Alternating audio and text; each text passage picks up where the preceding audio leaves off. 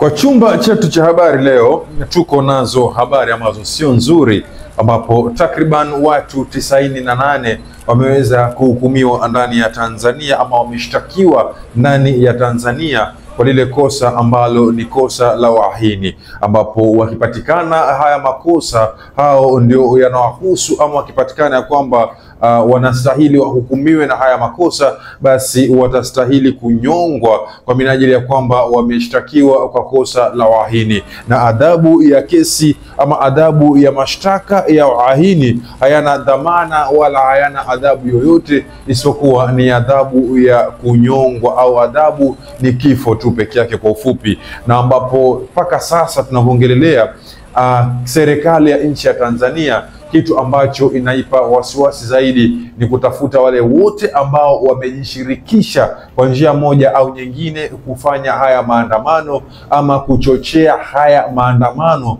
kwa njia yoyote ile. Wamesema ya kwamba lazima wale ambao ni wahusika waekwe mbaroni ama hatua iweze kufanya kazi yake, kwa sababu inasemekana kwamba hao ndio waliosababisha mpaka sasa nchi ya Tanzania inaonekana kama haina amani. Ambapo tunakuja hapa tuanze kujiuliza, je, mauaji yaliyoweza kutokea ndani ya nchi ya Tanzania ni nani wa kulaumiwa? Je, ni Watanzania waliojitokeza kuandamana kwa minajili ya kutafuta haki yao kama wanavyosema, ama je ni wale ambao walishinikiza wenzao waweze kuenda kwa minajili ya maandamano, ama je ni serikali ambayo ilipuuzia zile kelele zote zilizokuwa zikipigwa mitandaoni ya kwamba kutakuwa na maandamano? Na nyingine ni je, ni yule Rais Samia Suluhu Hassan ambaye ndio amiri jeshi mkuu wa majeshi ndani ya Tanzania, labda alitoa ile ambayo tunaita order, ambayo tunasema ni order from the above, ya kwamba watu waweze kuadhibiwa, na adhabu ambayo wengi walipata ama kuipata barabarani mule ni kwa kupigwa risasi na kuuliwa.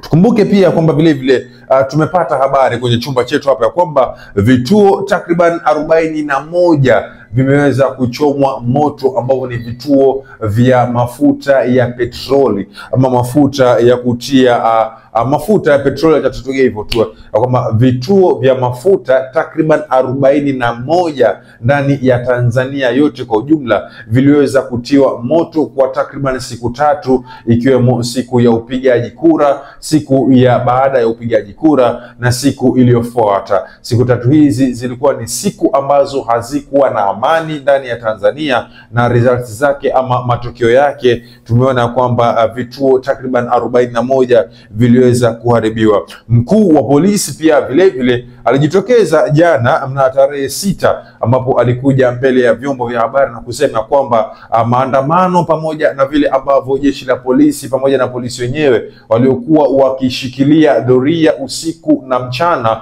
walihakikisha kwamba hakuna yeyote aliyeweza kuuliwa na hakuna yeyote ambaye aliweza kupata majeruhi kwa sababu ya kuenda maandamano. Nataka kuniambie, je, hiyo iko sahihi ama kuna mahali amekosea? Je, unahisi ya kwamba huyu jeshi wa polisi mkuu hivi alichokiongea ni ukweli ama ni uongo? Amesema ya kwamba hakuna yeyote aliyepoteza maisha siku hiyo, wala hakuna yeyote aliyejeruhiwa kwa njia moja ama ingine na polisi. Mimi nimekataa, lakini nimekupa ama nimekuachia ukurasa wa maoni uniambie hapo.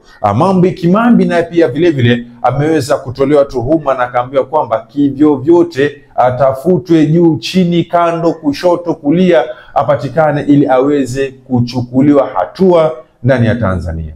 Haiwezekani mtu mmoja amekaa nje ya Jamhuri ya Muungano wa Tanzania, dada tu, hata ukimwangalia pia rais yake anawaambia watu wakafanya hivyo na wanaenda kufanya kweli, alafu imetokea anaanza kutamba, anasema bado nitakuja kivingine, lazima tumkamate. Mimi nakwambia DPP huyu lazima tumkamate. Tuangalie kama tuna extradition agreement with the United States tuangalie tu, tutafikiri tu, lakini hawezi yule kututambia kwa kiwango hicho. Yani ana admit kwamba Hicho yeye ameinjinia kukifanya na bado atafanya zaidi. Sasa sisi tunamwachaje? Na swali lingine nitakuuliza kwamba je, unahisi ya kwamba vile ambavyo serikali inaanza kufuatilia masuala mazima ya ni nani aliyeshurutisha watu waende kwa maandamano, ni nani aliyekuwa kwa maandamano, ni nani aliyetoa pesa ili watu waende kwa maandamano, vitu kama hivi, je, unahisi ya kwamba ni njia moja ya kufanya wale ambao walikuwa wanataka kurudi kwenye maandamano pia vile vile wasikie hasira na warudi kwenye maandamano? Je, unahisi kupitia njia hiyo ndio italeta utulivu nchini? Je, unahisi kupitia njia hiyo ndio itafanya nchini kusiwe na maandamano tena? Nikumbushe au niambie na uniwekee mawazo yako hapo kwenye sehemu ya comment section na rize. Nikukumbushe tu kwamba kuna wakati ambapo nchini Kenya kule ambapo kulikuwa kuna maandamano pia vile vile, lakini Rais William Samoei Ruto aliweza kusimama kidete na kusema kwamba wale wote wanaoandamana yeye yajua wazi kabisa ni watu ambao wameweza kulipwa na shirika ambalo liko nje ya Kenya ama liko kule uzunguni, ambalo linawalipa wale waandamanaji ili waharibu amani nchini. Je, unahisi sababu iliyotolewa na William Samoei Ruto pia huenda ikawa ndio sababu ile ambayo ilitumika Tanzania, ya kwamba wale wote ambao waliandamana ndani ya Tanzania ni watu ambao huenda wakawa walilipwa, ama wale ambao walisisitiza watu waende kwa maandamano? Je, unahisi kwamba ni watu ambao walilipwa ama ni watu ambao walifanya vile kwa minajili ya upendo wa nchi yao, na wale ambao walijitoa muhanga baada ya kwamba wameogopeshwa kwamba siku yote mkitoka, rais aliogopesha akamwambia kwamba atawanyorosha, lakini hawakujali lolote, japo kwamba hao kwa sababu ya mioyo yao wenyewe huenda ikawa walilipwa, huenda ikawa ni mapenzi dhidi ya nchi yao, ama ikawa ni ile ignorance tunayoita kwamba acha tuende maandamano kwa sababu wenzetu wanaenda maandamano. Na nikukumbushe tu pia vile vile kwamba wale baadhi ama kadhaa walioweza kuuliwa ndani ya Tanzania hata kwa tarehe 29, sio wote ambao waliuliwa kwa minajili ya kwamba wameenda kwa maandamano. Kunao baadhi ambao hata hawakuwa kwa maandamano, lakini vile vile bado ni ule mtego wa panya ambao tunasema kwamba unashika aliyemo na asiyekuwemo, ukizingatia watu kadha wa kadha ambao wengine ukisikia story zao utambua walikuwa wanaenda dukani, walikuwa wametoka shuleni, walikuwa wanaenda hapa na hapa, wakapatana na risasi, na ndio hivyo maisha yake ikawa imeishia mahali ambapo yeye hakutarajia kwamwe kabisa ya kwamba maisha yake huenda yakaishia mahali kama pale.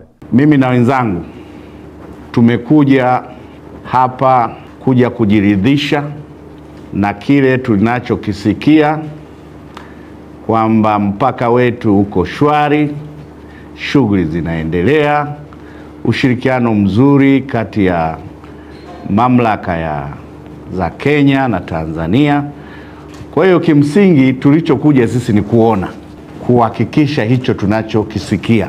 Na pia rais wetu Dr. Samia Suluhu Hassan ametamka kwamba baada ya uchaguzi shughuli sasa zirejee na tuendelee na mambo mengine. Na shughuli moja hapo ni biashara kati ya Kenya na Tanzania kupitia mpaka huu ziendelee. Kwa hiyo la kwanza, kwa niaba ya wenzangu kamati ya ulinzi na usalama ya mkoa, tunatoa shukurani na pongezi kwa watendaji wote wa taasisi zote Kenya na Tanzania mlioko Namanga kwa kazi kubwa ambayo mmeendelea kuifanya. Nimepewa taarifa kwamba tarehe 29, 30 wote kwa pamoja mlisimama pamoja kuhakikisha mpaka unakuwa salama, kuhakikisha uhusiano wetu wa nchi mbili unaendelea kuwa mzuri, lakini kuhakikisha wananchi wetu wanaendelea kufanya biashara katika mpaka huu kwa hali ya usalama. Hilo ni jambo jema sana, na mimi kama mkuu wa mkoa wa Arusha kwa kweli mnifikishie salamu upande wa Kenya kwamba tunawashukuru sana. Mmefanya kazi nzuri, mmeonyesha umoja na malengo ya pamoja. La pili ni umuhimu wa mpaka huu, ni umuhimu wa kituo hiki, kwamba ni muhimu kwa nchi zote mbili na kwa wananchi wa nchi zote mbili.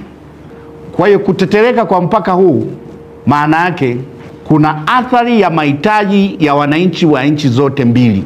Kwa hiyo tunategemeana, tuendelee kuona umuhimu huo wa kuhakikisha kwamba mpaka huu muda wote unakuwa salama, tunaulinda wote kwa pamoja, tunafanya kazi kwa kubadilishana taarifa mbalimbali za kuendelea kuhakikisha mpaka unakuwa salama, kuhakikisha biashara kwa nchi zote mbili zinafanyika kwa watu wetu, lakini na taasisi zote za serikali.